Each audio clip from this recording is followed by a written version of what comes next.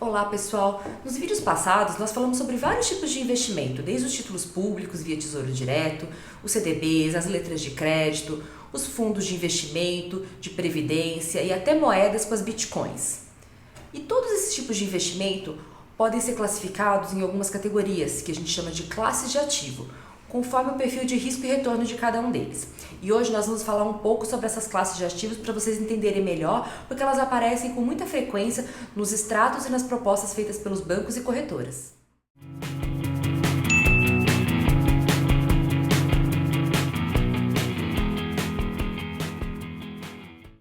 Dentre as grandes classes de ativos, basicamente nós temos renda fixa, renda variável, moedas, investimentos alternativos e fundos multimercado.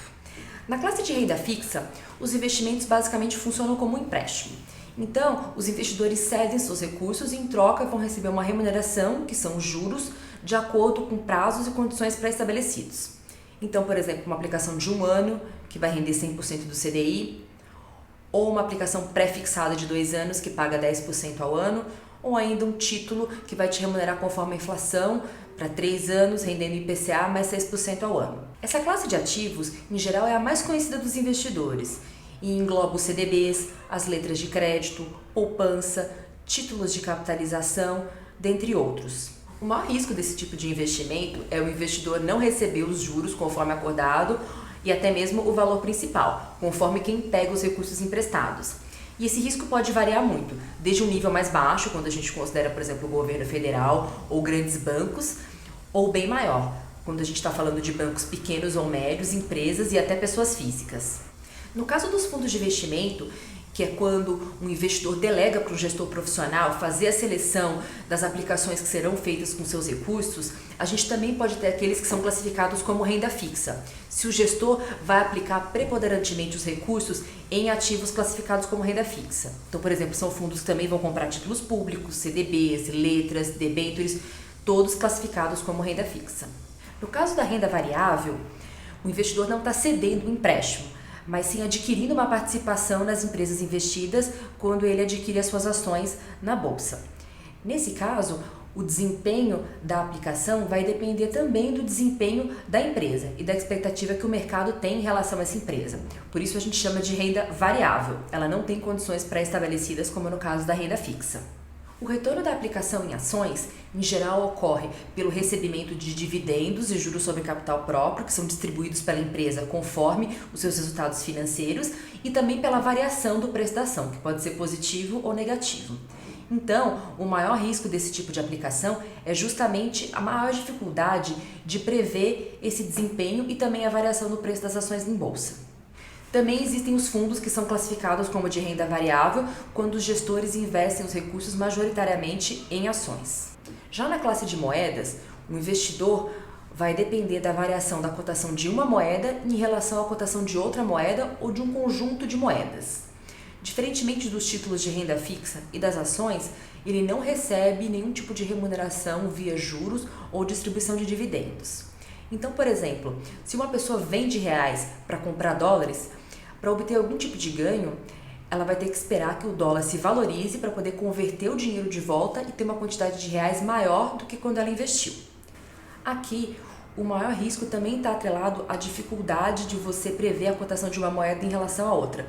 Não só pelo diferencial de alguns fatores econômicos, como juros e inflação entre diferentes países, mas também pela possível influência dos bancos centrais no fluxo das moedas, que também afeta a cotação de uma em relação à outra.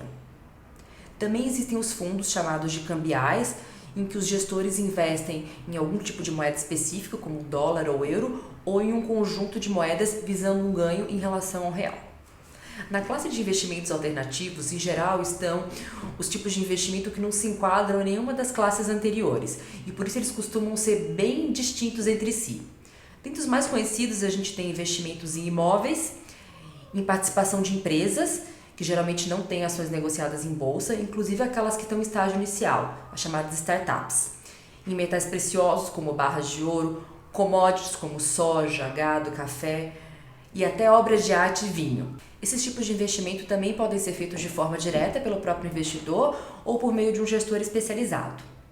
Como se trata de uma classe de ativo muito heterogênea, em que, em geral, os investimentos são mais ilíquidos e mais acessíveis aos investidores chamados qualificados, que são aqueles que têm um volume maior de recursos e também maior conhecimento sobre os mercados financeiros, a gente não vai se estender muito no assunto e vai deixar para explorar numa próxima oportunidade. Quando nós falamos de multimercados, estamos referindo a fundos de investimento em que os gestores têm liberdade para investir nas diferentes classes de ativo que a gente comentou anteriormente, incluindo investimentos no exterior. Por isso eles são denominados multimercados. O grande diferencial desse tipo de fundo, em relação aos fundos que têm uma classificação específica, como renda fixa, renda variável ou cambial, em que os gestores necessariamente têm que investir a maior parte dos recursos nessas classes específicas de ativo por conta das regulações, no caso dos gestores multimercado, eles têm liberdade para investir não só em diferentes classes de ativos, mas também variando a proporção que eles investem em cada uma delas ao longo do tempo, conforme as condições de mercado. Isso no longo prazo tende a gerar uma rentabilidade ponderada maior, mas no curto e médio prazo também gera mais volatilidade conforme a estratégia adotada pelo gestor em cada momento.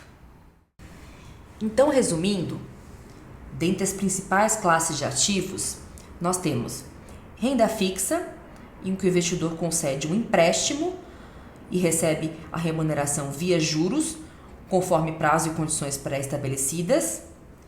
E dentre os exemplos mais conhecidos, temos os títulos públicos, CDBs, letras de crédito, poupança e capitalização.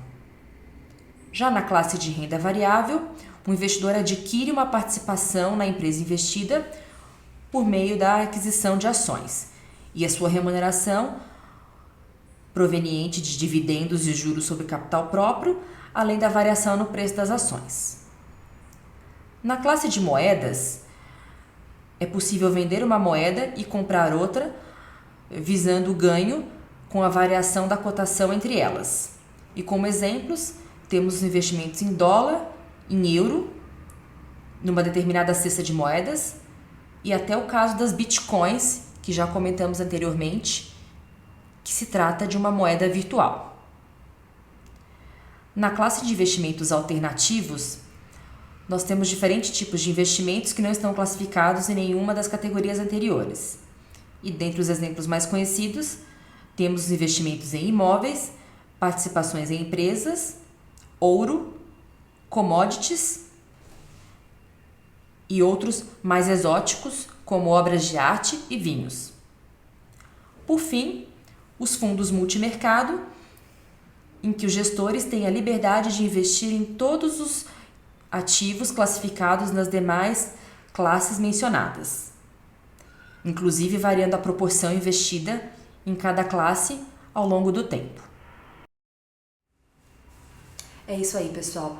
Espero que tenha ficado um pouco mais clara a diferença dos diferentes tipos de investimento em cada uma das classes de ativos. É normal vocês encontrarem por aí essas classes com algumas subdivisões, que também podem variar conforme o banco ou corretora. Mas o mais importante é que nós abordamos aqui as diferenças entre elas conforme as características de risco e retorno. Se vocês gostaram, curtem e compartilhem. Fiquem ligados. Até mais!